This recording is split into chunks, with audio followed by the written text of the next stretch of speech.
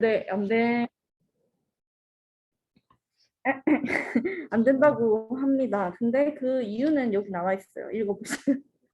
이유는 뭐냐면, 어, 여기 63페이지에 보시면, 가정에서 혼자서 가족 단위로 드리는 기도와 별반 다를 게 없다. 그래서 이런 개인적인 주의적인 요소를 공예배에 침투시킬 때는 굉장히 주의를 해야 된다라고 말씀을 하거든요. 그래서 아니라고 이렇게 얘기를 하고, 또 제가 좀 재밌었던 부분은 64페이지에 보면, 개혁교회는 이제 장로 중에 한 사람이 회중이 보는 앞에서 목사와 악수를 나누는데, 이 악수는 목사가 당회의 지도에 따라 사역하고 있다는 공적인 표시이다. 그래서 이거는 예배 시작의 순서에 들어갈 수 있다. 이렇게, 그러니까 공예배적 요소다라고 보고 있거든요. 그래서 물론 저는 자세히 안 보긴 했는데 저희 교회에서는 악수를 하는 걸 좀 못 본 것 같은데, 네, 어쨌든 근데 막 이렇게 하고 있는 게 있다면 이 책에서는 이렇게 뭐 맞다라고 설명하고 있다는 걸 여러분 알고 가시면 될 것 같고, 그리고 여기 64페이지에 이제 세 번째 문단, 두 번째 문단이라고 해야 되나? 이걸 보면 하나님의 부름은 여러분도 다 아시듯이 이렇게 시편 124편 8절, 우리의 도움은 천지를 지으신 여호와의 이름에 있도다 하고 일어서서 이렇게 하잖아요. 근데 이제 이거의 의미가 보면 실제로는 그 망치 소리 정도로 여겼지만 그 이상의 의미를 갖는다. 그것은 하나님의 도우심을 향한 호소이자 동시에 이후로 오직 그분만을 바라보겠다는 결심의 표현이다라고 하는데, 이게 아까 전에 말씀하신 제가 말한 하나님의 부름이 이렇게 시작하고 그 의미가 이거라고 이제 여러분도 알고 계시면 돼요. 그래서 그냥 하시지 마시고 이걸 알았으니까 이제 이걸 할 때 우리가 하나님의 도움을 향해서 우리가 막 호소를 하고 또 그 이후로는 그분만 바라보겠다는 결심을 하는 표현인 걸 알고 하시면 좋을 것 같다는 생각이 들어요. 그리고 이제 세 번째 문단 보시면 그 역사가 나와요. 이게 언제부터 시작했는지. 근데 중세부터 시작했다고 하는데 이 얘기는 좀 많아서 그냥 각자 알아와서 읽어보시면 되고, 어, 그리고 시편 124편으로 정한 이유도 있습니다. 65페이지 맨 첫 번째 이 첫 단락의 맨 끝에 보시면 이 시편은 구원을 베푸신 여호와께 대한 감사로 가득한 시편입니다. 그 하나님이 또한 천지를 지으신 전능자로 고백되고 있다. 이렇게 해서 124편으로 이제 한다는 식으로 저는 이 책을 이해를 했고요. 왜냐면 그 의미가 하나님의 도우심을 향한 호소이자 이제 그분만을 바라보겠다는 결심의 표현이니까 그렇게 한다고 생각을 했습니다. 그리고 이제 하나님의 인사가 나오죠. 인사가 나오는데 여기서 또 중요하게 얘기를 하는 것은 이 하나님의 인사랑 강복선언이 구별이 확실히 돼야 된다고 얘기를 하고 있어요. 그리고 예배 인도자는 그리스도의 위임을 받아서 하나님을 대신해서 이 인사를 선포한다고 얘기를 하고 있습니다. 넘어가시고 보시면 그래가지고 이제 제가 또 재밌었던 부분이 있었는데요. 그 66페이지에 두 번째 문단을 보시면은 이 성경 구절에 다른 단어를 갖다 붙이지 않도록 주의를 해야 된다라고 하는데, 어떤 이들은 이 인사가 성령을 언급하고 있지 않으므로 불완전하다고 생각을 한다. 그래서 섣불리 성령의 교제와 같은 말을 추가함으로써 이 구조를 삼위일체적으로 만들려고 한다.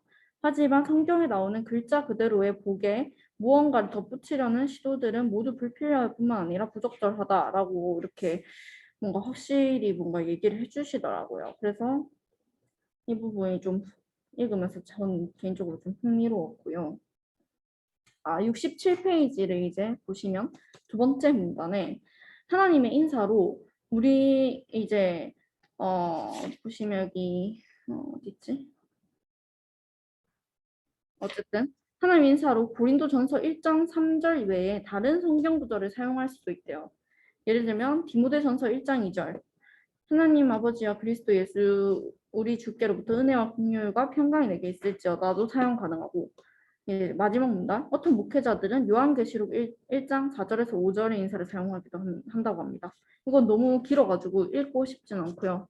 어쨌든 여기 이 큰 따옴표이 돼 있는 부분, 그러니까 이것도 하나님의 인사로 사용이 하고 있는 교회도 있다고 하더라고요. 그래서 아 이런 것도 있구나 하고 알고 가시면 또 좋을 것 같고. 그리고 이제 이거의 의미가 나와요. 하나님의 인사의 의미. 어디 나오게요? 68페이지에 이제 세 번째 문단이라고 해야 될까? 두 번째 문단? 여기. 하지만 이 평화의 인사가 그의 백성을 향한 하나님의 호의적인 태도와 언약 당사자 간의 순전한 관계를 잘 나타내고 있음은 분명한 사실이다. 그래서 아, 이런 의미가 있구나라고 저는 생각을 했고 읽으면서 그리고 이제 하나님의 인사랑 강복 선언이 구별돼야 된다고 했잖아요. 이게 이제 구별점이 뭘까요, 여러분? 축복. 아, 맞아요. 그러니까 저도 사실 이거 읽으면서 명확히 딱 구별된다고 막 정리를 잘 못하긴 했는데 여기서 말하는 건 하나님의 인사는 평화의 인사고 강복 선언은 축복이다. 그래서 다르고 그렇기 때문에 예배 후반의 강복 선언을 이제 축복이란 표현은 하나님의 인사 때 하지 말고 강복 선언을 위해서 남겨두는 게 좋다. 후반의 강복 선언을 위해서. 그래서 축복이라는 표현을 강복 선언 때 쓰는 것이 좋다. 이렇게 말하더라고요. 이것도 좀 신기했고, 이거에 대한 약간 강복 선언에 대한 역사가 이제 69페이지에 쭈르륵 나오고 있어요. 구약 사람들은 이제 이 첫 번째 문단이라고 해야 되나? 69페이지에 보시면 구약 사람들은 하나님으로부터 오는 그 삼중적 복을 받고 집으로 돌아갔다.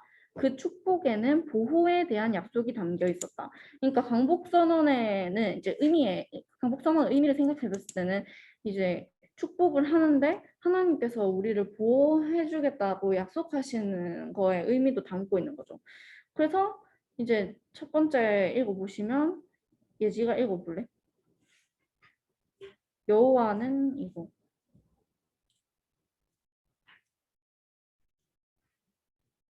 69페이지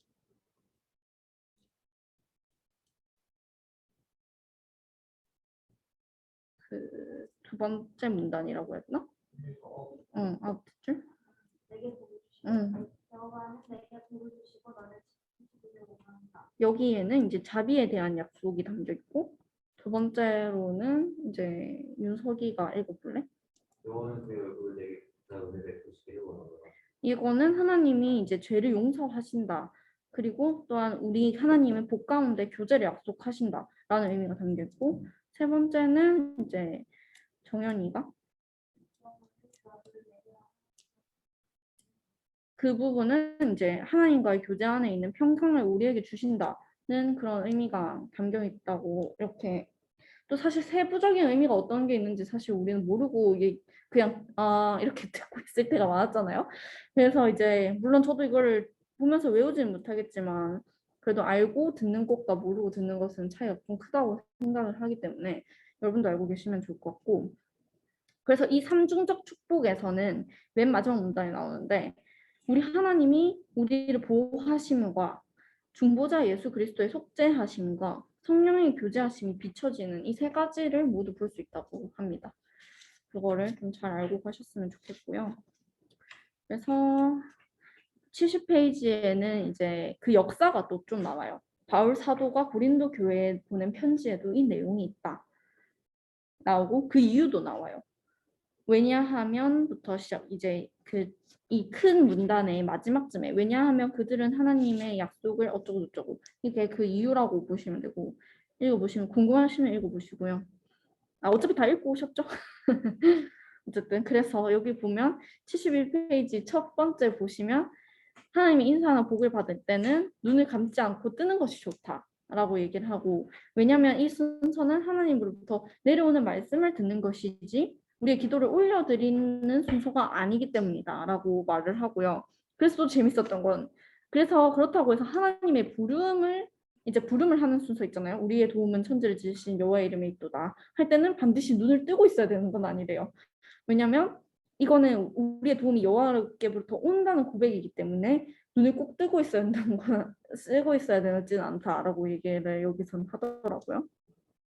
그래서 이제 또 이제 요 예배 초 이제 마지막 오직 목사님만 할 수 있는가? 이창경 하면 안 되나? 약간 이런 거가 있는데 예배 초반부에 있는 하나님의 인사나 예배를 마치는 강독선언이 목사님만 할 수 있는가라고 얘기를 했는데 여기 단도직입적으로 말하자면이라는 게 있어요. 두 번째 문단에.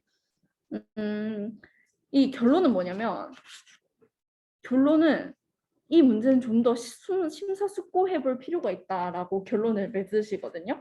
근데 그 이유에 대해서는 말씀해 주세요. 뭐냐면 예배 마지막에 그 백성들에게 이제 주시는 복이 사람이 결국에 주는 게 아니라 오직 하나님 여호와에 달려 있기 때문에 이제 이 문제는 어, 어쨌든 이 문제는 좀 더 심사숙고해 볼 필요가 있다 이렇게 얘기를 하더라고요. 어쨌든 그렇습니다. 끝. 질문 있으신 분 질문하시죠. 질문. 그러면 이 주보에 보십시오, 여러분. 주보에 예배를 부름과 축복의 인사와 경배송까지가 하나님이 부르십니다라는 단락으로 이어져 있잖아요.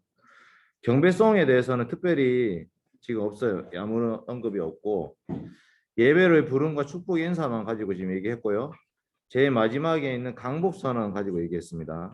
지금 방금 민주 씨가 발표한 내용이 이런 내용인데 이제 이 순서를 여러분 내일 만날 건데 그때 어떤 마음으로 이 순서를 맞이해야 될지 알겠죠? 축복의 인사는 삼위 하나님의 이름으로 주시는 건데 성부와 성자가 주로 거론되고 은혜와 평강이 주로 나타납니다. 그 하나님이 어떤 분이신지를 우리가 인사를 통해서 듣게 되는 거고 그리고 강복선언도 삼위 하나님의 이름으로 우리를 세상 속에 파송하시는 건데 그때도 성자 예수 그리스도의 사랑과 주 예수 그리스도의 은혜와 성부 하나님의 사랑과 성령의 교제하심, 교통하심으로 우리는 복을 받으면서 세상으로 나가게 됩니다. 그러면 6장은 누가 발표할 차례죠? 제가 발표합니다. 네, 예솔씨 한번 얼굴 한번 봐주시고 예솔이 목소리 크게 한번 해주시면 감사하겠습니다. 혹시 들리시나요? 이게 조금 시끄러워가지고 환경이. 네, 그러면은 6장 발표를 시작하겠습니다. 6장은 성경 봉독과 봉독자에 대해서 말하고 있는데 일단 예배가 시작하기 전 봉독자가 앞으로 나와서 예배를 위해 시편을 부르는 것은 하나의 관례였습니다. 이러한 입상총은 예배 순서와 별개로 존재했고 점점 예배 순서로 들어왔습니다. 하지만 오늘날에는 잘 찾아볼 수 없죠. 이처럼 사라지고 있는 많은 관례들에 대해서 우리는 이를 중요시하지 않는 사람과 반응을 지속하고자 하는 사람들 그리고 역사의 증언도 들어봐야 합니다. 그 전에 우선 장로와 집사에 대해서 알아보겠는데 초기 기독교에서는 성경을 읽는 순서가 장로나 집사에 의해서 행해졌고 그들은 예배 인도자와 보조를 맞추는 역할을 했습니다.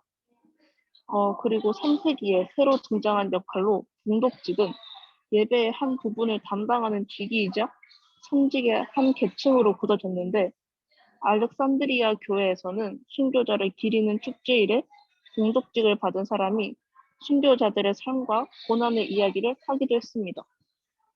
그리고 종교개혁 시기에도 봉독자의 가톨릭 교회 안에서의 특정 업무를 담당하는 역할은 인정되었는데 이것을 보자면 봉독자는 예배가 시작되기 전 성경 구절을 회중 앞에서 크게 봉독하는데 이때 중요한 것은 자신이 성경 말씀을 가르치려 들지 않도록 해야 하는 것입니다. 4세기 전에 대해서 또 보자면 처음에는 승찬이 있는 주일에만 행해졌지만 점점 매 주일 성경 봉독을 실시하게 되었고 이때 성경 봉독을 받은 장로는 봉독 이외에도 다른 역할들을 수행했습니다. 그리고 이들에게는 급료가 주어졌습니다. 책에서 아브라함 카이퍼라는 사람은 이렇게 말하는데 오늘날 사라지고 있는 봉독자들의 기능을 회복해야 한다라고 했습니다. 그 이유로 한 사람이 모든 것을 맡으면 만남의 장소가 아니라 연설장에 와 있는 것으로 느껴지기 때문이라고 하는데, 그래서 목사가 궁극적인 담당자이지만 집사는 헌금을, 선창자는 성경 봉독을 담당할 필요가 있다고 말합니다. 반면 데이크 박사는 세 가지 이유를 들어 봉독자가 있어야 할 필요가 없다고 말하는데, 이 세 가지는 책을 읽어보면 나옵니다.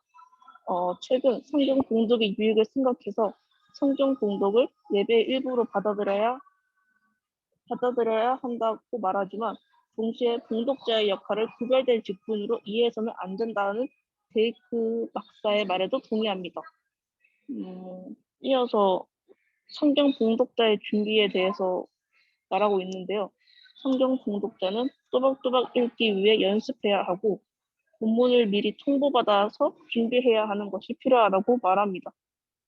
저는 여기까지 준비를 했습니다.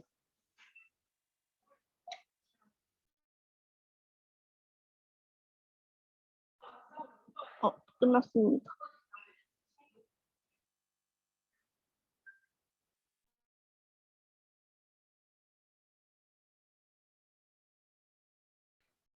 성경 봉독자라고 하는 직분은 아닌데 직책이 있었어요.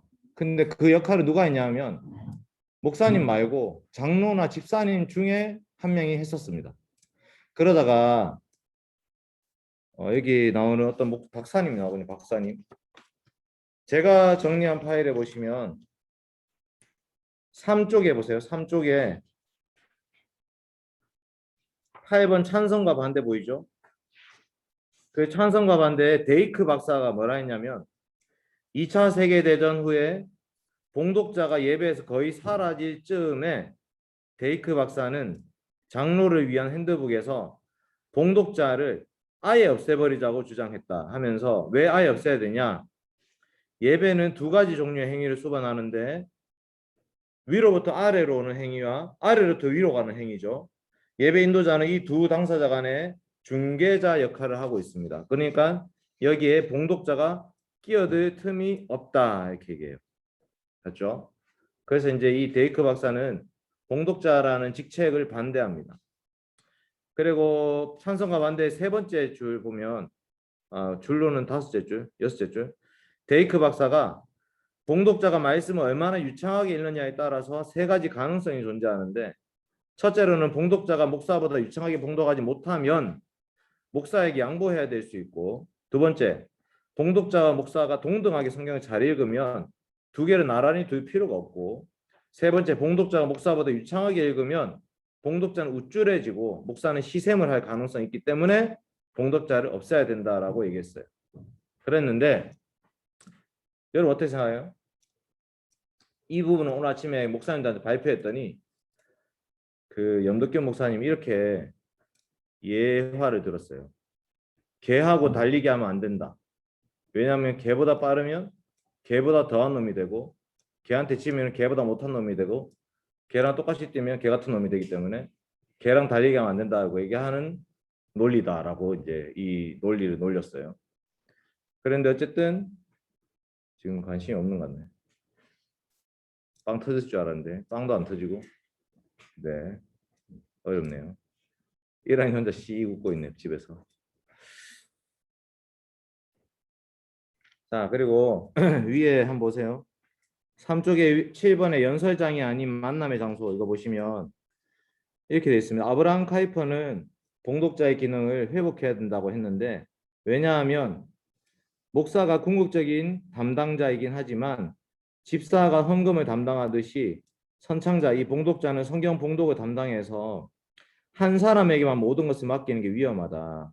예배는 하나님과 우리의 만남이다. 목사에게만 집중된다면 설교만 중요하게 생각할 위험성이 있고 다른 나머지 순서를 생략할 위험성도 있다. 그래서 우리는 연설장이 아니라 만남의 장소에 와 있다고 하면서 성경 봉독자를 세워야 된다가 카이퍼의 이제 의견이고, 4쪽으로 넘어가시면 이론에서 실천으로 그 위에 나는이라고 해서 카레 데던스 목사가 쓴 나는 봉독자를 따로 두는 것이 좋다고 생각한다.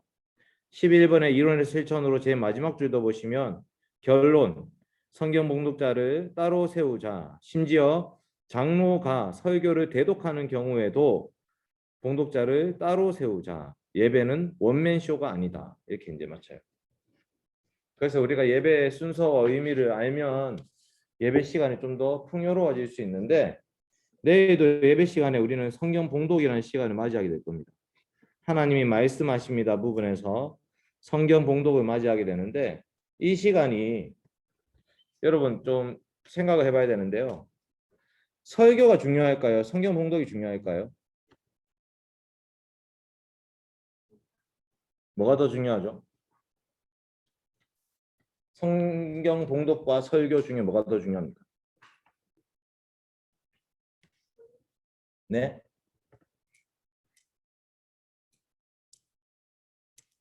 여러분 말씀에는 세 가지 차원의 말씀이 있습니다.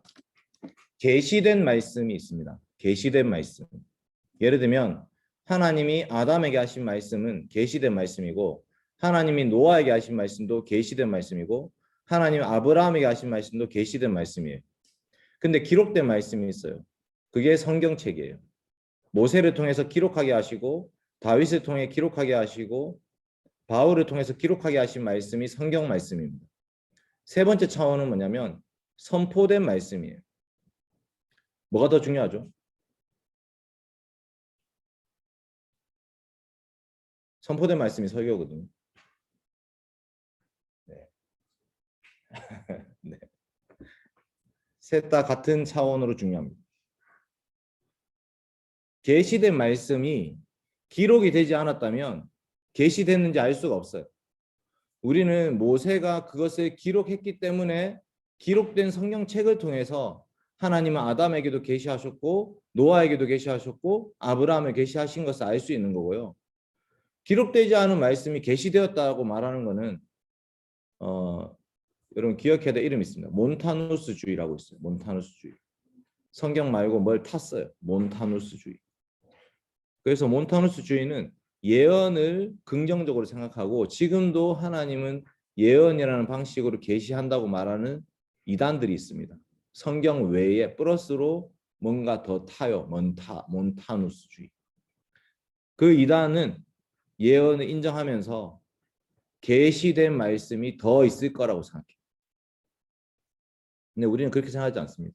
우리는 기록된 말씀을 통해서 계시된 말씀을 듣게 되는 거예요. 근데 세 번째 차원 있잖아요. 선포된 말씀. 그게 설교인데 선포된 말씀과 기록된 말씀의 차이가 있어요. 그게 뭐죠? 기록된 말씀은요. 독자인 우리가 그걸 알아서 파악을 해야 돼요. 그 말씀의 의미가 뭔지, 이 말씀의 참 뜻이 뭔지, 정말 하나님 그렇게 말씀하셨는지를 내가 파악을 해야 돼요. 근데 여기 있는 사람이 10명인데 우리가 성경책 읽잖아요. 똑같은 구절을 읽어요.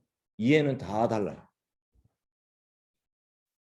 그러면 공동체가 세워질 수 없죠. 그래서 하나님께서는 교회에 특별히 말씀 사역을 맡은 직분자를 세우셔서 한 교회가 같은 말씀을 먹고 같이 공동체로 세워지기를 소망하셨습니다. 그 사람이 목사고 그것이 설교입니다. 그래서 우리는 선포된 말씀의 권위에 있어서도 이것이 하나님의 말씀입니다 하고 받는 거예요. 근데 여기서 한 가지 문제가 생기죠. 기록된 말씀은 오류가 있습니까? 없습니까? 기록된 말씀은 오류가 없죠. 하나님이 그것을 기록하셨고 그 성경책은 지금도 보존되고 있으니까. 근데 선포된 말씀은 오류가 있어요. 목사님들 중에 자기 얘기 실컷 하면서 성경책은 한 구절 읽고 끝내는 사람들이 있어요. 어떤 목사님들은 이게 성경책을 풀이해서 가르쳐 주는 게 아니라 자기 얘기에 성경 구절을 갖다 붙여서 얘기하는 사람들이 있습니다. 오류가 생기는 거죠. 여기서 이제 우리는 어려움을 겪어요. 실제로. 저거는 공경민 목사의 말인가? 하나님의 말씀인가? 그래서 우리는 어떻게 이해하고 있냐면 어떻게 이해하고 있습니까? 그 설교. 만약에 그런 설교 내가 들었다. 내일 예배 왔는데 주일날 교회 왔는데 저거는 공경민 목사의 말이지 하나님의 말씀 아닌 것 같다는 생각이 들었어요. 설교 듣는 중에. 그거 어떻게 해결해요? 그런 적이 있었어요? 아, 없었어요. 어떻게 없을 수가 있지? 아, 공교민뿐만 아니고 모든 지금까지 만났던 모든 목사님, 유아부 때 만났던 목사님, 유치부 때 만났던 목사님, 중고등부, 초등부, 대학부, 뭐 지금까지 만났던 목사님 엄청 많잖아. 천지백깔이잖아. 없었어. 와, 무조건 맞다고 생각해. 아, 이게 이제 맹목적인 신앙이에요. 그게 좋지는 않습니다. 그런데 반대로 무조건 이거는 인간의 말이라고 비판하는 사람들도 있어요. 설교 시간이 저건 목사 개인의 말이야라고 생각하면서 그 설교 시간 설교 듣지 않는 사람도 있어요. 어떻게 해결해야 되지? 창규 씨는 어떻게 합니까? 아, 후자구나. 맹목적인 사람과 비판적인 사람. 이제 중간을 찾아야 되죠, 우리는. 어떻게 찾을 수 있을까요? 중간에 있을 것 같은 사람이.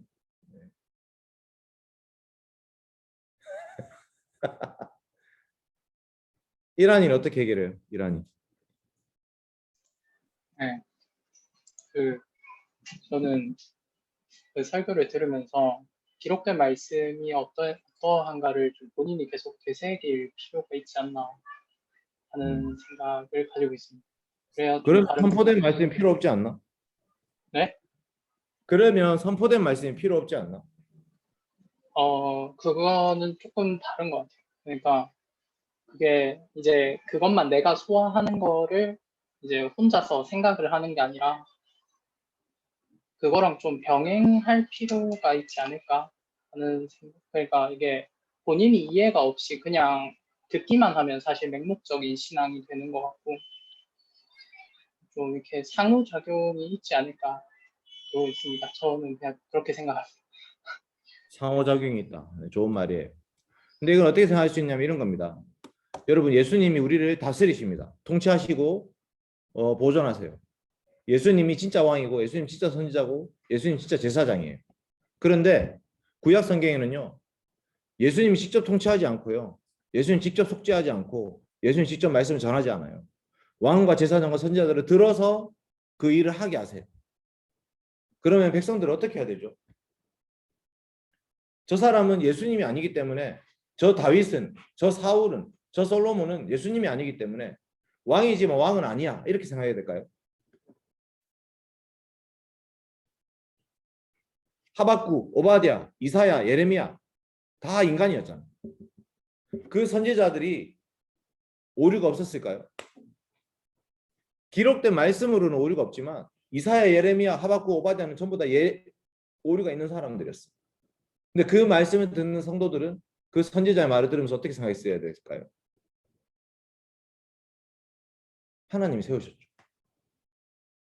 그래서 선지서에 보면 그런 말씀이 있습니다. 내가 전한 말 네가 안 전하면 넌 심판을 받을 거야. 내가 전한 말을 넌 전해라. 내가 책임진다. 그래서 선지자는요. 심판하실 분이 하나님이에요.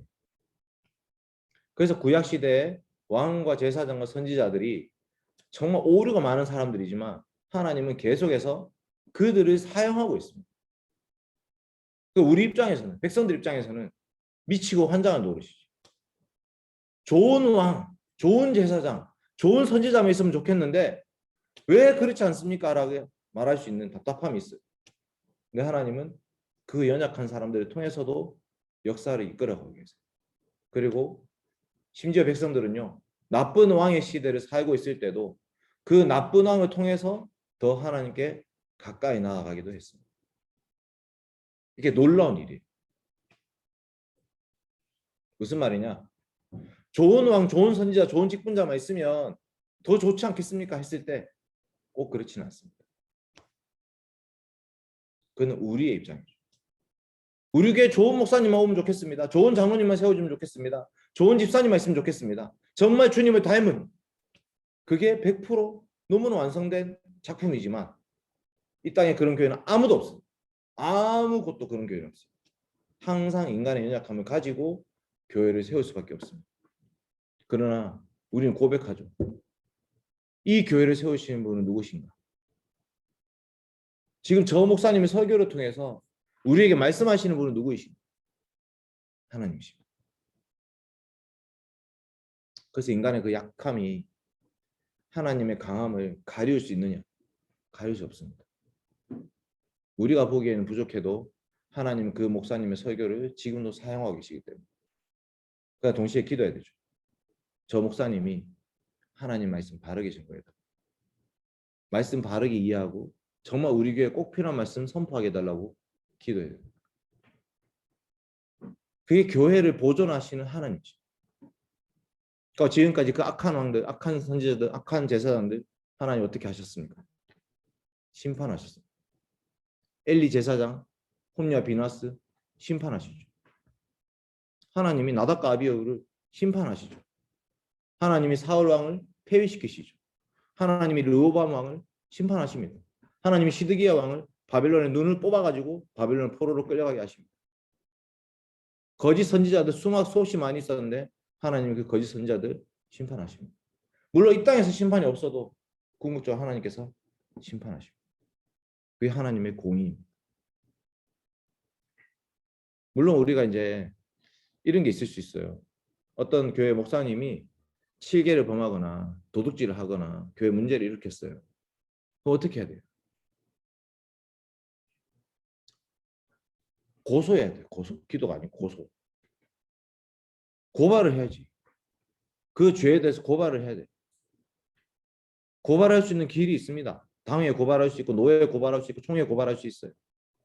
근데 고소 고발하는 방식으로 교회가 거룩해질 수 있는가? 이건 전혀 다른 문제의 차원이에요. 왜냐하면 내 마음에 안 드는 목사를 고소 고발하는 방식으로 쫓아낼 수 있어요. 그러나 그것으로 말미암아 교회가 바르게 세울 수 있을까? 이 다른 문제라. 조금 좁혀서 얘기하면 우리 위에 있는 권위 중에 부모님의 권위가 있습니다. 하나님이 나에게 이 부모님을 세우셔서 지금까지 나를 먹이고 입히셨죠. 그러나 부모님 완벽합니까? 어떤 부모님은 폭력적이고요. 어떤 부모님은 무관심합니다. 어떤 부모님은 자기한테만 관심이 있고 어떤 부모님은 자기의 욕심을 자녀에게 투영합니다. 그럼 그 부모님 우리를 어떻게 인정하죠? 하나님 세우셨어요. 부모님 약함을 보고 기도하고 그리고 때가 되면 같이 대화하면서 아빠 나는 아빠가 이렇게 했을 때 참 힘들었어. 엄마 나는 엄마가 이렇게 했으면 좋았겠어. 그런 얘기를 나눌 때가 오는 거예요. 지금 거의 그럴 때가 됐죠. 지금 여러분. 왜냐하면 여러분도 부모의 길을 가야 될 때가 됐으니까 부모님과 함께 그 길을 얘기할 수 있는 거예요. 그래서 교회 직분자를 위해서도 기도하면서 대화해야 됩니다. 그러니까 목사님 이번에 신방을 했잖아요. 너무나 좋은 기회였죠. 목사님 이런 목사님 되어주시면 좋겠습니다.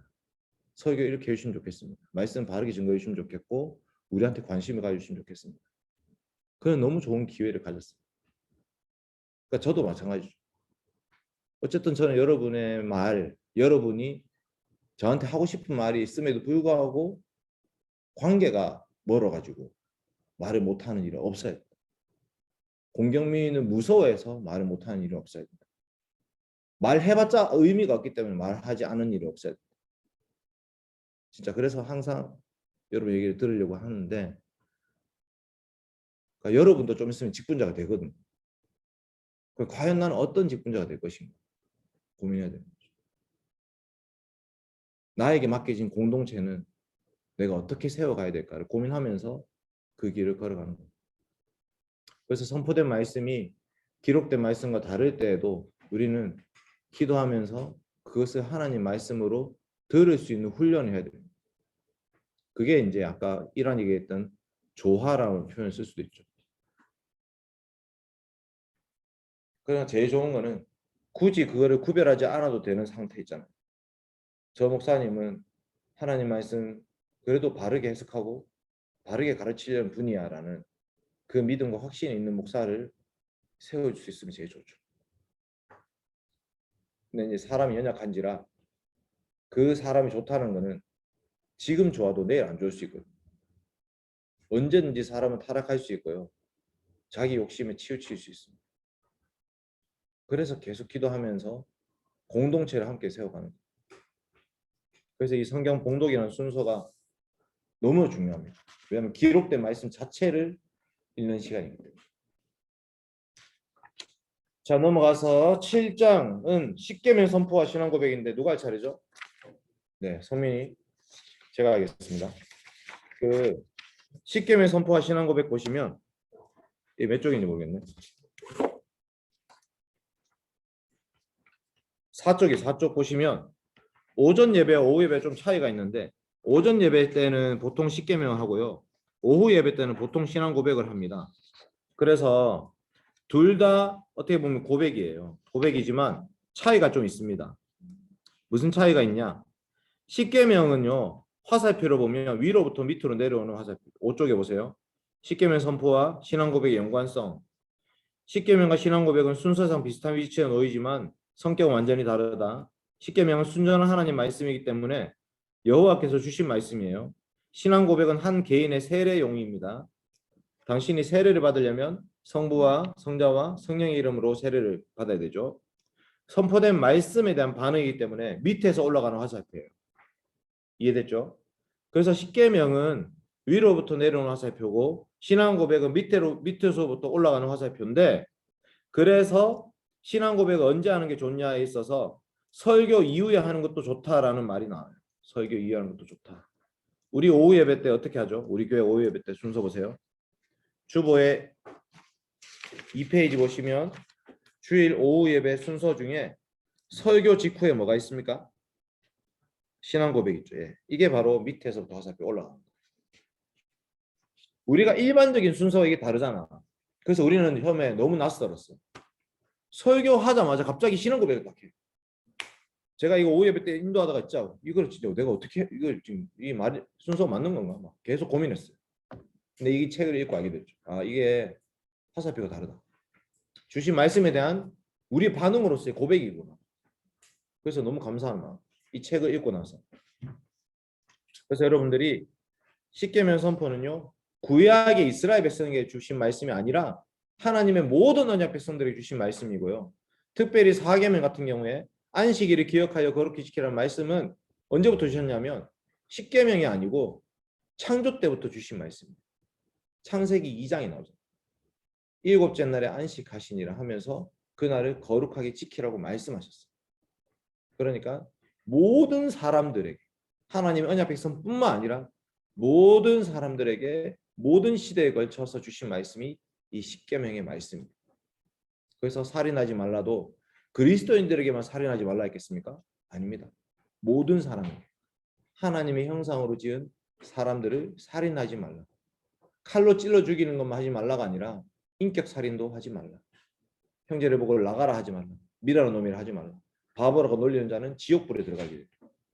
그게 성경 말씀이에요. 십계명 말씀이에요. 그러니까 이 십계명을 읽으면서 우리는 하나님의 말씀, 하나님의 원래 꿈꾸셨던 세상을 보게 되는 겁니다. 이게 7장의 내용입니다. 8장 보세요. 성민아, 8장은 네가 좀 발표를 하면 좋을 것 같은데. 아, 못했다고? 아, 7장 했고. 아, 네. 8장 하겠습니다. 설교의 영광스러움. 예배의 중심에 뭐가 있죠? 예배 순서의 가장 중심에 뭐가 있냐면 설교가 있어요. 그래서 우리 교회 예배 순서에도 중간에 설교에만 두꺼운 글씨로 시험 중에 만나는 기쁨 이렇게 써 있죠. 설교 제목. 여러분 설교는요 예배의 가장 중심에 있습니다. 그래서 예수님도 설교를 하셨고요. 사도 바울도 설교를 했고요. 바울도 디모데에게 설교해라 했어요. 너는 말씀을 전파하라. 그것은 성경을 읽어줘라가 아니라 성경도 읽고 그 말씀의 의미도 가르쳐줘라 이 말이. 설교가 쇠퇴하기 시작했습니다. 어떻게 됐냐? 예배가 성례화되니까 설교가 쇠퇴하기 시작했어요. 중세 말엽에 이 예배 설교가 빠진 예배를 사람들이 불편하게 느꼈습니다. 그래서 어떻게 했냐면 성찬이 생략된 예배를 드리기 시작했어요. 프로온 혹은 프로나우스라고 읽는 미사는 없고 말씀 강설만 있는 예배의 설교가 갑자기 강조되기 시작한 게 중세 말기에 사람들이 설교를 듣고 싶다라는 거죠. 칼뱅의 예전에도 이것이 들어갔습니다. 종교개혁자들은요 이 설교를 회복시켰습니다. 루터는 설교를 핵심이라고 생각했어요. 설교 시간이 바로 하나님의 구원 역사가 일어나는 시간입니다. 예배에 있어서 가장 중요한 것은 하나님의 말씀을 선포하는 것이고 그 말씀이 하나님의 뜻대로 일하게 되는 것이다 라고 선포했어요. 카이뱅도 하나님 말씀은 처음부터 끝까지 그리스도를 향하고 있고 설교는 바로 그 하나님 말씀을 선포하는 것이다 하면서 말씀은 천국 여는 열쇠고 등불이고 모든 지혜의 보고이고 거울이고 권능의 홀이고 목자의 지팡이고 언약의 문서이다. 이게 바로 설교에 대한 정의였어요. 카이뱅의 정의. 설교 빠진 예배는 상상할 수 없습니다. 그래서 제네바의 개혁자에게 이 말씀이 뭐냐 6페이지 넘어가면 하나님의 호의의 증거로서 우리 양심에 안식을 주는 거고요. 영혼을 살찌우는 양식입니다. 그래서 우리는 말씀을 통해서 먹고 마시고 자라게 됩니다. 모든 성경이 그리스도를 향하는 것처럼 모든 설교도 그리스도를 향해야 됩니다. 그래서 설교는 설교에다 입을 통해서 오늘날의 언어로 주어집니다. 그런데 이 설교의 능력, 설교의 권능은 누구한테 오냐? 성령 하나님께로부터 옵니다. 그러니까 설교는 성령님과 함께 역사하십니다. 말씀과 성령은 분리될 수 없고요. 성령님은 말씀을 통해서 역사하시기 때문에 설교 시간마다 우리는 이 말씀을 통해 성령님 역사하시기를 소망하면서 말씀을 선포하는 거예요.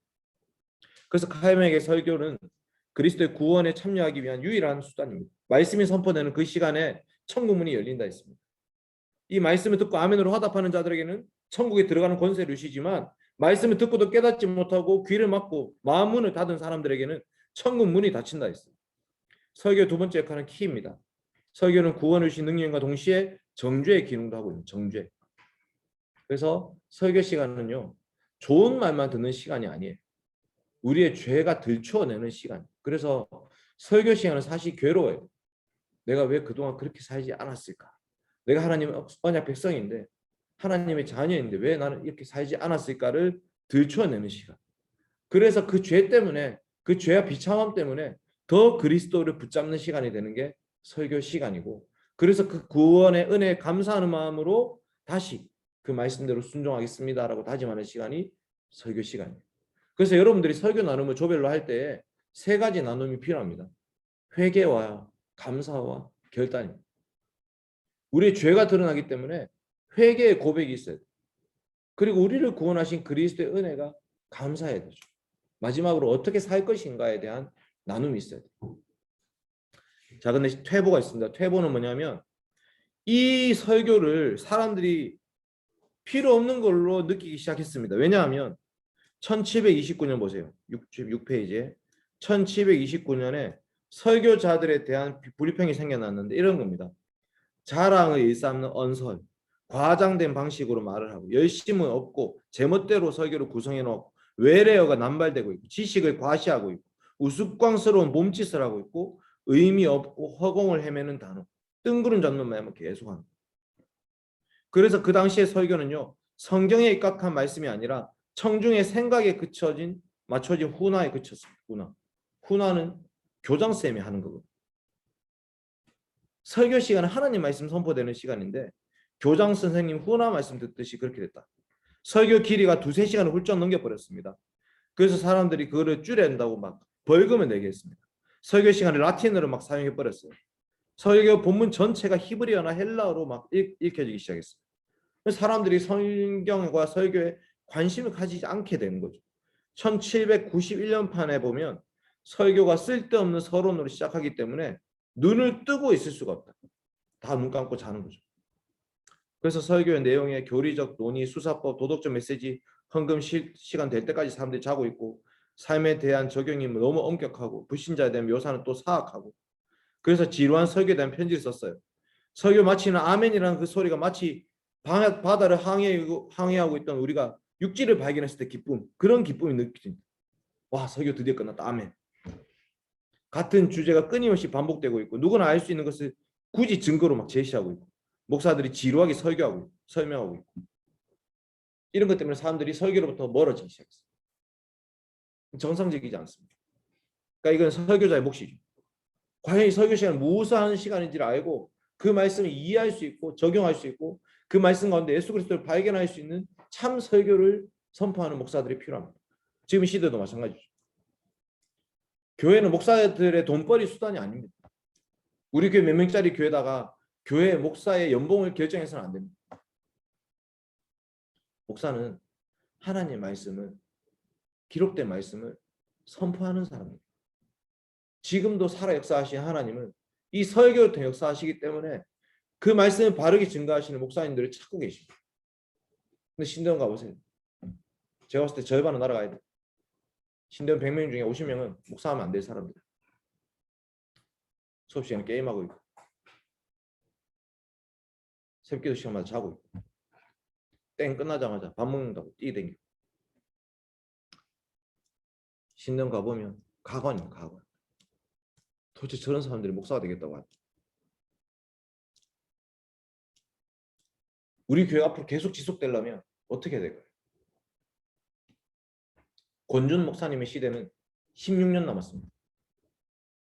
16년 후에는 어떻게 됩니까?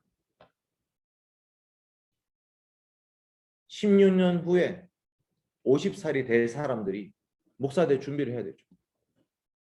지금 34살 먹은 사람들 중에 목사 될 준비를 하는 사람들이 있어요. 그리고 또 20년이 지납니다. 어떻게 되죠? 지금 14살짜리들 중에 교회 목사가 될 사람들을 키워야 돼요. 그래서 여러분 종교개혁 시대에 가장 똑똑하고 가장 경건한 사람들은 목사를 했습니다. 목사가 망하면 설교가 망하고 교회가 망합니다.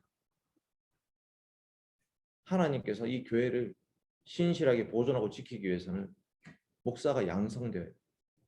계속해서 목사가 일어나야 돼요. 포항대원교회 목사가 생긴 지 언제 됐죠?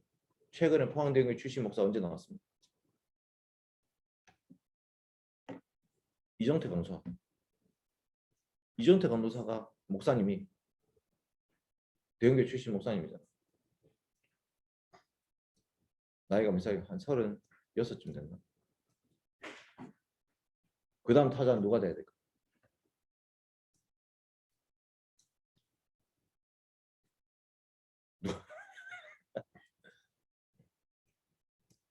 아, 주희찬. 알겠습니다. 아, 주희찬 일단 치고. 그럼 주희찬 다음 누가 해야 됩니까? 주희찬 29살.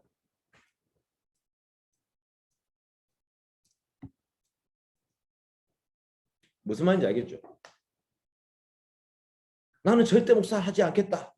난 절대 사모하지 않겠다. 그거를 공적으로 내뱉는 순간 나는 교회가 망하든 말든 상관이 없다는 거예요. 물론 모두가 목사할 필요 없고 모두가 사모가 될 필요 없습니다. 근데 누군가는 목사를 해야 되고요. 누군가는 사모가 돼야 되고 누군가는 이 말씀을 지켜야 되고 그 말씀을 선포해야 될 사람이 필요합니다. 모두가 돈벌이를 갚버리면 교회는 누가 지켜요? 손은 누가 키우고? 그래서 마지막 영광의 회복에 보시면 또다시 교회 개혁은 설교의 개혁으로부터 출발했습니다. 이것은 계몽주의 시기에도 그랬습니다. 계몽주의는 아주 인간적인 시대예요. 그런데도 불구하고 설교의 개혁으로부터 교회가 개혁되기 시작했습니다. 지금은 자유주의가 활개치고 있습니다. 회개의 복음을 더 이상 선포하지 않는 시대가 되어버렸습니다. 좋은 게 좋다고 생각하죠. 이럴 때일수록 네가 가진 것을 더 굳게 붙잡으라는 말씀을 기억해야 됩니다. 바르게 선포되는 설교를 경험하는 것은 매우 흥분되는 일입니다. 왜냐하면 이 설교 사건을 통해서 성령님이 그리스도의 회중 가운데 일하시기 때문에.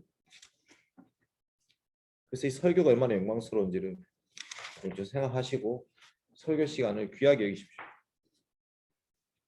그 말씀을 아멘으로 받으십시오. 그리고 그 말씀 가운데 우리를 향하신 하나님의 말씀을 들으십시오. 단지 권준 목사님의 말씀이 아닙니다. 단지 김서원 목사님의 말씀, 단지 공견민의 말씀이 아닙니다.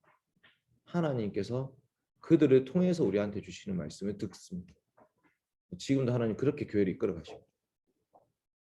그래서 여러분 예배 시간이 살아계신 하나님 역사하시는 시간이라고 생각했을 때 그 자리에 예수 그리스도가 앉아 계신다면 과연 나는 어떻게 예배 드려야 될까? 정말 그리스도를 만나는 시간이라면 나는 옷을 어떻게 입고 와야 될까? 정말 내가 그 예배 시간을 귀하게 여긴다면 내가 토요일에 몇 시에 자야 될까? 그런 고민을 좀 하면서 내 예배를 좀 보낼 수 있으면 좋겠습니다. 기도합시다. 하나님 아버지 감사드립니다. 예배의 시작과 마침 그리고 예배 가운데 있는 성경 봉독과 설교, 신앙 고백, 십계명에 대해서 배웠습니다. 너무나 중요한 순서이지만 그 의미를 잘 깨닫지 못하고 앵무새처럼 그저 예배당의 마당만 밟고 왔다 갔다 할 때가 너무나 많았습니다. 주님 용서하여 주시옵소서. 하나님 예배 시간이 참으로 삼위 하나님의 은혜가 감싸는 시간이라는 것을 기억하게 하여 주시옵소서. 이 세상 그 어느 것도 안전하지 않습니다. 늘 모든 것이 우리를 공격해 오고 마음이 힘들고 몸이 힘들고 우리의 미래는 불투명하고 우리가 가진 것은 없고 그래서 세상 속에 쫓기는 자들과 같은 자들이 교회에 나옵니다. 예배 시간을 맞이합니다. 하나님께서는 우리를 내버려 두지 않으시고 나그네처럼 버려두지 않으시고 객과 고아와처럼 그렇게 홀로 남겨두지 않으시고 주님 우리를 자녀로 아들로 딸로 불러주시고 안아주십니다. 그래서 예배의 시작과 마침이 너무나 귀하고 감사한 시간입니다.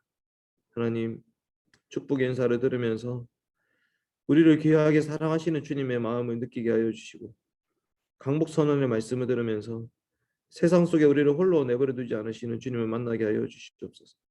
십계명의 말씀을 읽으면서 하나님과 맺었던 언약을 기억하게 하여 주시고 신앙 고백을 하면서 정말 삼위 하나님만이 우리 유일한 위로자가 되심을 믿게 하여 주시고 고백하게 하여 주시옵소서.